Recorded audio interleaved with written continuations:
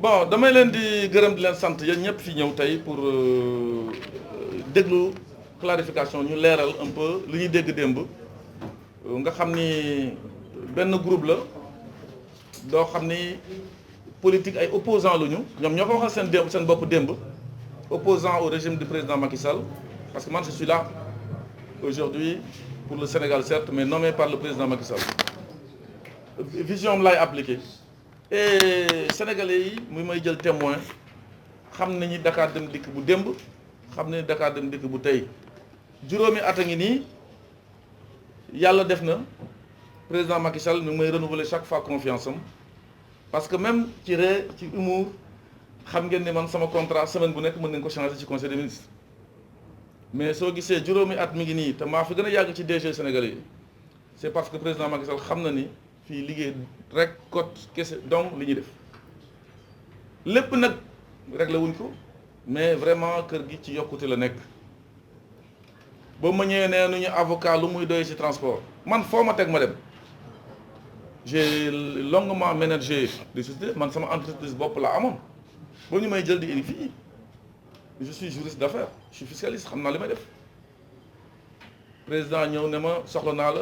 fekk maa ngi bitim réew mu jox ma lii nga xam ne mooy kër gi ci toll fi mu nekkoon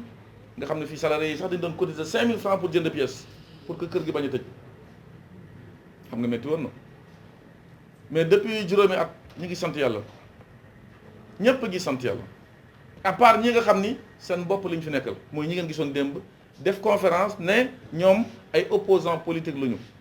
ñoo ko wax je ne le crée pas mi ngi fii vidéo yaa ngi ci mais bu ñuy opposant politique nañ ko def ci mbedd bi fii entreprise sénégalais yëpp la ñi nekk politique ñi apolitique ñu nekk société civile ñëpp ko bokk moomeelu ñëpp la bu ñu gisee seen bopp ci biir ñu ne tekk bu ñu gisul seen bopp ci biir en tant que seen intérêt personnel ñu génn di sànni xeer di sëlëf suuf si loo xam ni lalawul ci dëgg te yàlla dëgg la bëgg moo tax gis ngeen soulevé nañu benn premier point boobu mooy affaire IPM mooy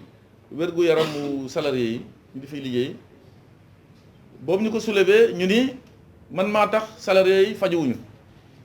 damay rappeler ba may ñëw fii fekk naa fi benn dette boo xam ni mat na presque 400 millions te ñi ma fi jiitu woon ñoo ko fi bàyyi mais boo ñëwee continuité de la gestion dañ ma yóbbu tribunal ñoom la ñu yóbbu tribunal ma fekk procédure bi ma fay lépp ñu jël xaalis boobu ñoom ñii waxuma la ñeneen ñi parce que juróomi syndicat ñoo fi nekk ñoom ñu fa toogoon démb les politiciens encagoulés ñoom ñoo jël xaalis bi dem investir ko ci loo xam ni dañoo bëggoon préparer léegi li ñu koy xam nag préparer lu ñuy naan retraite Mamadou Goudiaby bi moo doon diriger syndicat bi tey loolu ñu créé centre médico-social bu Pikine Mamadou Goudiaby bi mooy patron bi pour retraite am mu continuer di liggéey foofu jël doomam teg ko comptabilité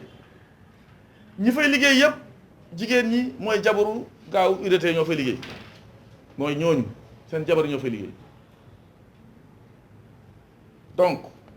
bu ñu nee népotisme mooy di faral sa mbokk di faral ku la jege ci ñoom la fekk baax man fii Dakar Dem Dikk kenn mënu ma reprocher ay affaire népotisme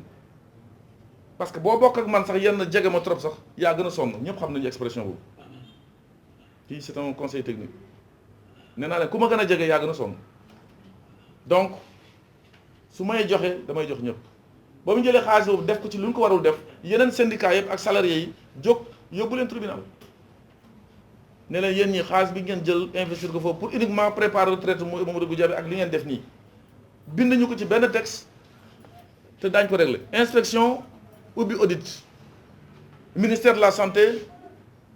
ñoom xaaruñu ministère de santé autorisé ouverture d'un centre médical ñu commencé exercer ministre de la santé su Abdoulaye Diouf Sarr ñëw ne ko caabi ji rek tëj ñoom dañu am seen IPM am seen conseil d'administration yëpp donc ñun suñu yoon nekk ci ñun conseil d'administration Dakar Dem Dikk bokkul ak conseil d'administration bu IPM donc kooku Moussa Diop ak direction générale Dakar Dem Dikk seen yoon nekk ci ata ngi nii ñu doon naan din may delloo njëkkal j'étais le meilleur DG de Dem Dikk gis ngeen image yi Dakar Mamadou Goudiaby di wax lu xew di fii ak at bu may jox ay poste pour promotion dama bëgguma sax tudd promotion man réorganisation la su may réorganiser mën na fekk ay ànd ak promotion su ma xoolee ne nit ñi toog fii ci benn zone pendant quelque temps trop d'amitié wala ñuy damay tas loolu yóbbu ñuy fële ya fi jeex ñoom ñëpp am nañu promotion boo seetee tey lu gën a jaaxal nit ñi démb ci conférence bi Mamadou Goudiaby dem na retraite depuis le 3 janvier 2019 ki ko remplacé mi ngi woon foofu toog mais ubbiwul gémmiñam parce que y a même pas je pense le 11 juin bi ci yokkute yi moom am na ci ki doon organiser conférence bi enfin di doon orienter parole beeg yooyu c'est le bras droit de Idrissa Seck Yoro Seck ki doon wax en français noonu auxiliaire de sécurité la woon tey dem na yokkute sous ma plume ba tey c'est un régulateur M3 kii toogoon ci ki doon wax ci wolof chauffeur la woon fii Dakar Dem Dikk am ni promotion mi ngi Sénégal Dem Dikk doon def Ziguinchor Dakar ba def fa ay njuñ njaaj ba ma jël ko dindi ko ci beneen lii bañ ko sanctionné ki nekkoon ci ginnaawam Mbor Wade moom tamit pareil def nañ ko promotion mu dem Sénégal Dem Dikk depuis 1er février 2017 jabaram maa ko recruté def ko receveur sama bureau lañ ñëw di jooy ki doon filmer Rasfal jabaram maa ko jël Diop la sant mu ànd ak Goudiaby toog mënu ma dimbali ma kii parce que këram day tàkk de mënutul sax fay facture am j'ai pris sa femme social xol boobu ñu ko yóbbee centre de formation bi parce que foofu ñu former receveur yi 4,5 sur 20 la am note moi je l'ai déclaré admise tey ñoom ñoo may saaga ci biti fu ma waroon dee dañu fa waroon xam non am na ñoo xam ne fu ma dee ñu dee fa mais ñoom fu ma dee au moins nañ fa xam ki taxawoon ci buntu bi sol t-shirt bu bees kii bi quelquefois caméra bi jël ko Baara il est le chef de magasin de Thiaroye promotion mën nañu passer revue ñëpp ki doon wax ci wolof Samba Sarr fàtte naa ko jabar ji wax naa jabar ji doom ji Mbayang Sarr receveuse la fii maa ko jël ñoom ñëpp di ñëw ci bureau bi di jooy muus ci biir gaynde ci biti ça ne passe pas avec moi loolu moo xew Dakar Dem Dikk dañoo jëloon DG en otage mais avec moi am ak ñàkk laa yem balaa ma fiy ñëw dama nekkoon kenn te bu ma fi jógee tamit je ne changerai pas les Sénégalais savent très bien excusez-moi du peu de quelle huile je me lubrifie parce que si huile laa nekk du ma tooñ waaye nag je ne laisse pas aussi n'importe quoi se faire je suis très disponible très affable di waxtaan ak ñëpp mais nag bu liggéey jotee nañ liggéey waaye démb nag dégg ngeen conférence boo xam ne gars yi ñu ni ñoom ay opposants politiques lu ñu voilà je dis bien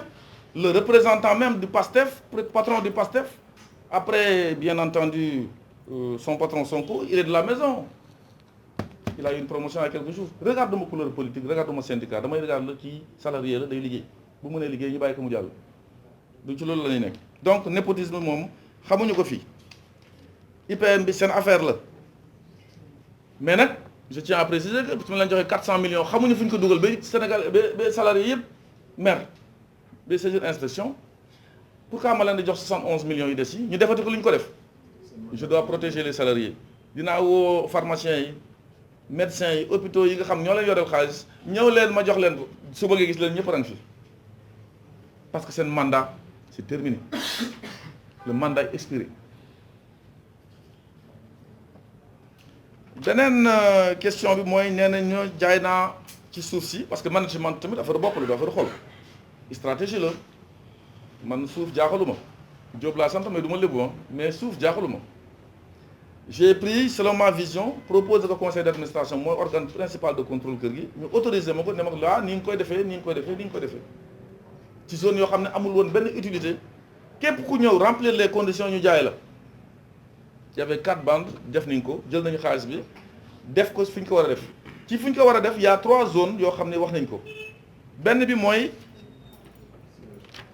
niñ ko def ci lu ñuy naan pièce Senelong mooy bus yu bleu yi nga xam ne danañ consommer énormément tombé woon en panne mu ñu def ko de côté en attendant bus yu bees yi ñëw di consommer moins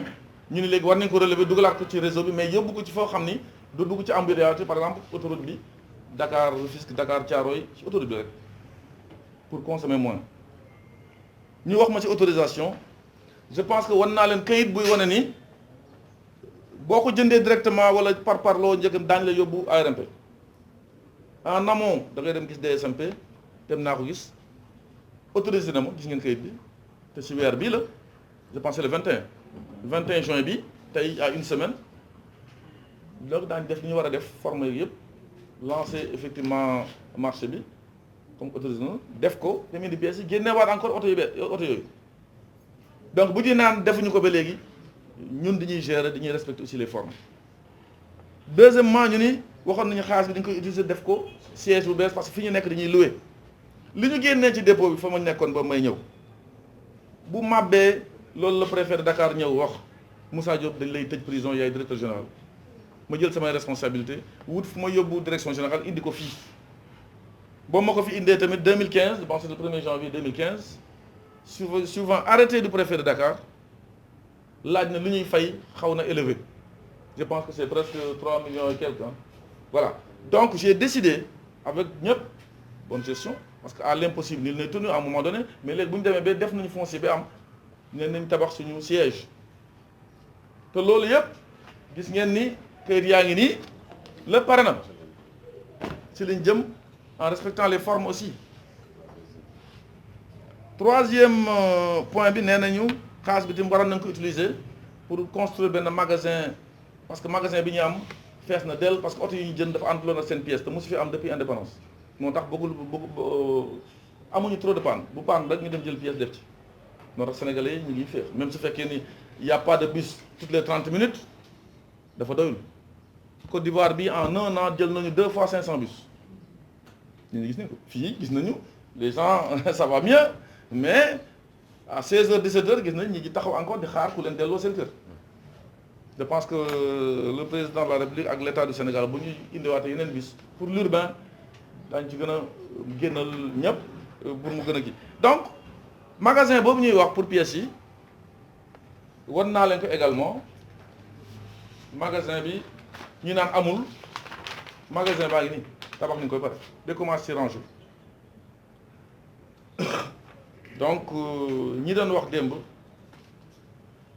ñu daanu saret la ay politiciens yoo xam ne dañu bëgg attaquer Macky Sall jaar ci man ku jaar ci man doo egg ci Macky Sall ci côté boobu